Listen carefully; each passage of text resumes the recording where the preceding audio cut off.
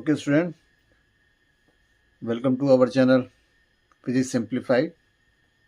Last lecture में हमने electrostatic potential के बारे में स्टडी किया था और हमने ये जाना था कि जो इलेक्ट्रोस्टैटिक पोटेंशियल होता है वो work done per unit charge होता है। इसमें हमने देखा था कि एक इनफाइनाइट से हम एक टेस्ट चार्ज को किसी पॉइंट ए पे लेके आ रहे थे, तो बी से ए लाने में जो हमने वर्क किया था और उसको यूनिट चार्ज से जब डिवाइड कर दिया था तो you get the electric potential difference. फिर हमने फाइंड आउट किया था electric potential due to a point charge Q. इसमें हमने क्या किया था, एक पॉइंट पी पे हमने एक चार्ज रखा था, वहाँ से इनफाइनाइट टेस्ट चार्ज को उस पर लेके आ रहे थे और उस पर हमने पोटेंशियल डिफरेंस पॉइंट आउट किया था एक पॉइंट चार्ज होने के कारण, जिससे हमको ये रिलेशन मिला था, that is the point charge at point P is equal to 1/4πε0 Q upon R. अब आज हम देखेंगे relation between electric field intensity and electric potential, दोनों में क्या रिलेशन है। इसमें हम देखते हैं कि ओ पॉइंट पे एक पॉजिटिव चार्ज हमने क्यू ले लिया है और वहाँ से आर डिस्टेंस की दूरी पे एक स्मॉल डिस्टेंस ले लिया है, उसकी स्मॉल डिस्टेंस है D R, A B point है, और बी पॉइंट पे हमने एक टेस्ट चार्ज रख लिया है क्यू नॉट। फिर से मैं आपको बता देता हूँ, ओ पॉइंट पे एक पॉजिटिव चार्ज है, वहाँ से हमने एक स्मॉल डिस्टेंस कंसीडर की है, that is the A B.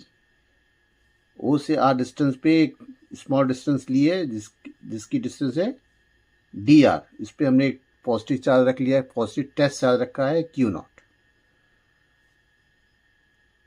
Positive Q charge होने के कारण इस पर इलेक्ट्रिक फील्ड लग रही है कैपिटल ई। तो हमने इस पे एक फोर्स जनरेट हुआ प्लस पॉजिटिव चार्ज के कारण, that is the F equal to Q naught E, जो हमने इस डायरेक्शन में दिखाया हुआ है।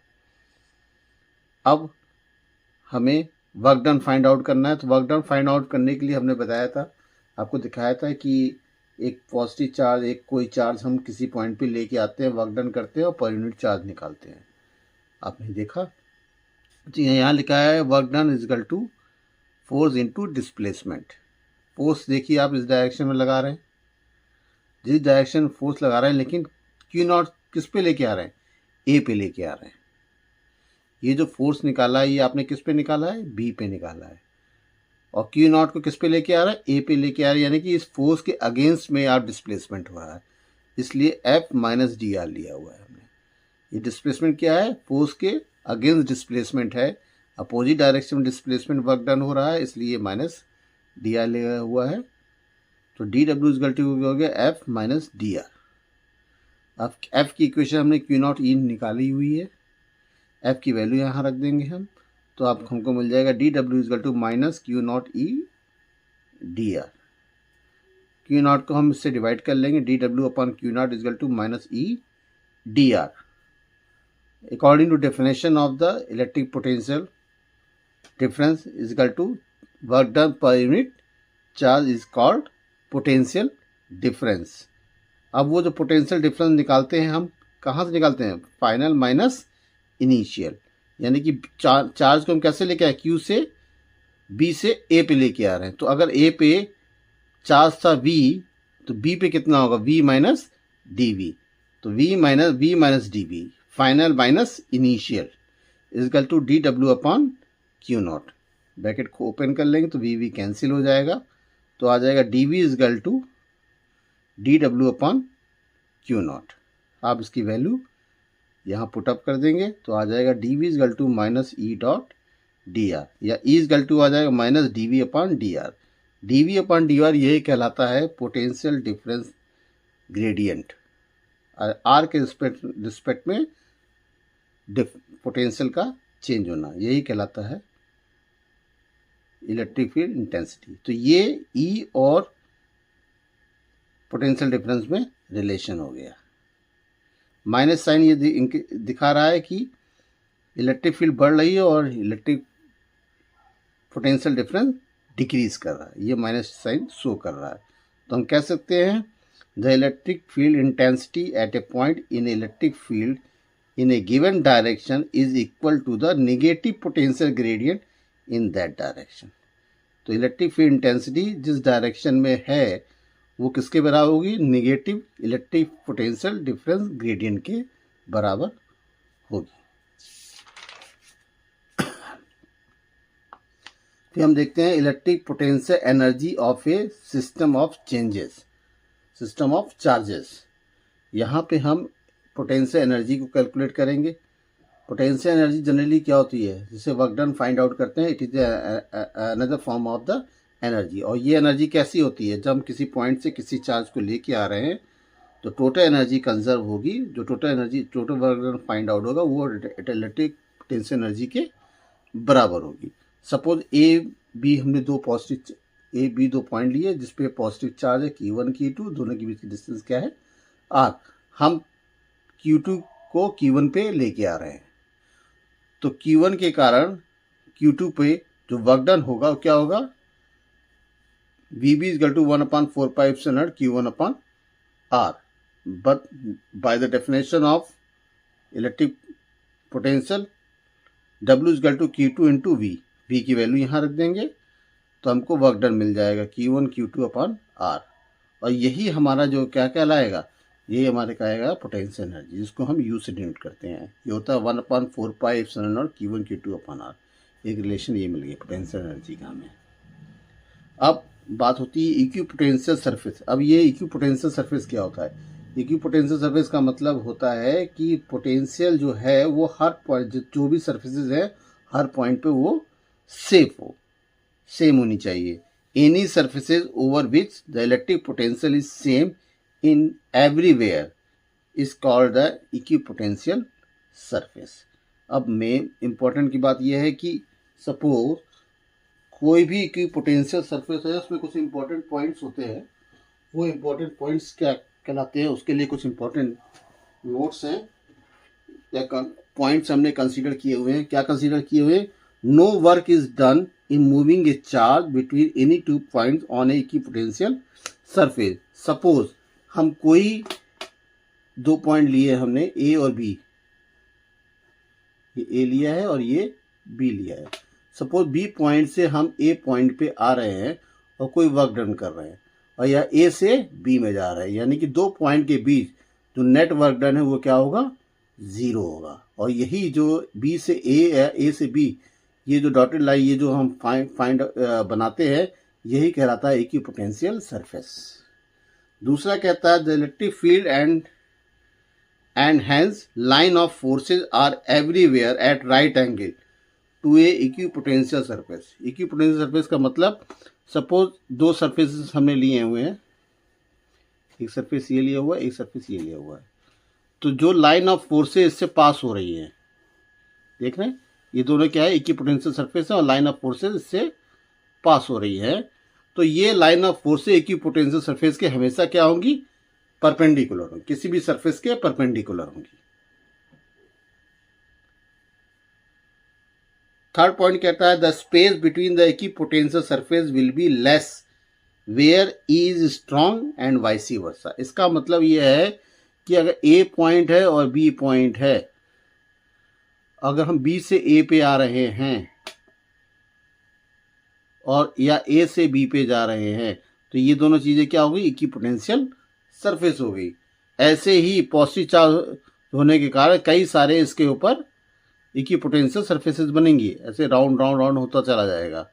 तो ये जो सरफेसेस होंगी आपस में, ये इक्वल स्पेस पे होंगी और जितने पास होंगी वहाँ इलेक्ट्रिक फील्ड उतनी ज़्यादा होगी।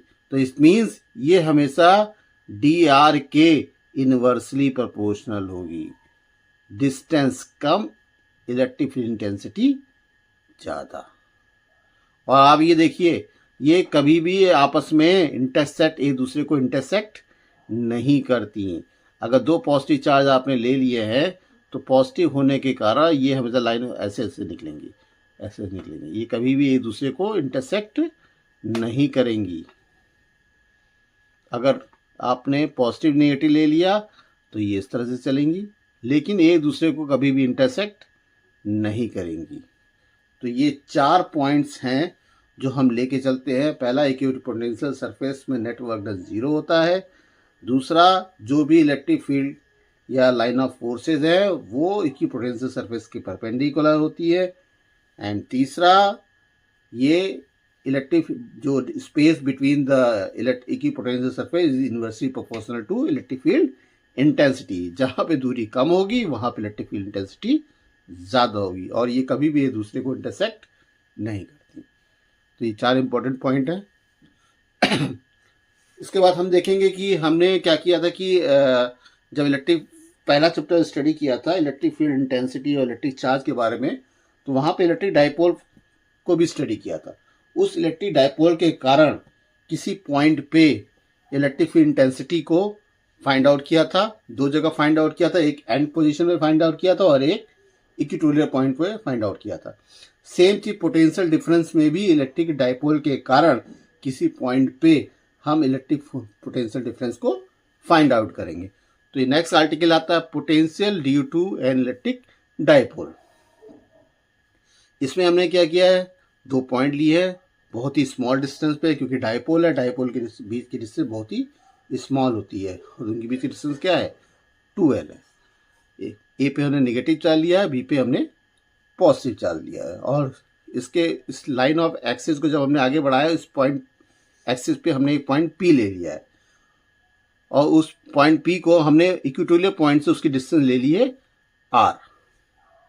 अब हमने क्या किया है कि बी पॉइंट पे पॉजिटिव q के कारण p पॉइंट पे पोटेंशियल डिफरेंस क्या होगा, v1 is equal to 1/4 pi epsilon q अपॉन r minus l।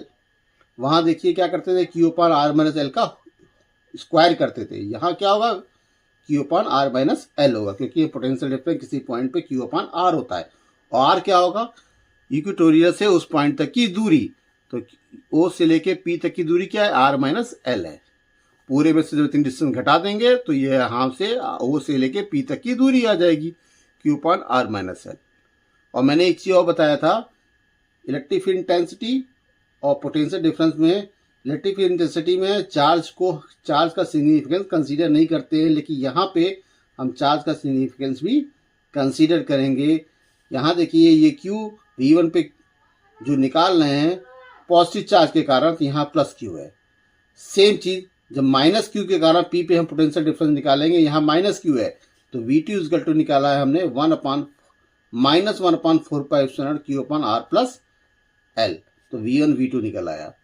Electric field intensity में जो हमने फाइंड आउट किया था P पॉइंट पे, तो वहाँ पे हमने P पॉइंट पे 2 चीज़ें लग रही थी।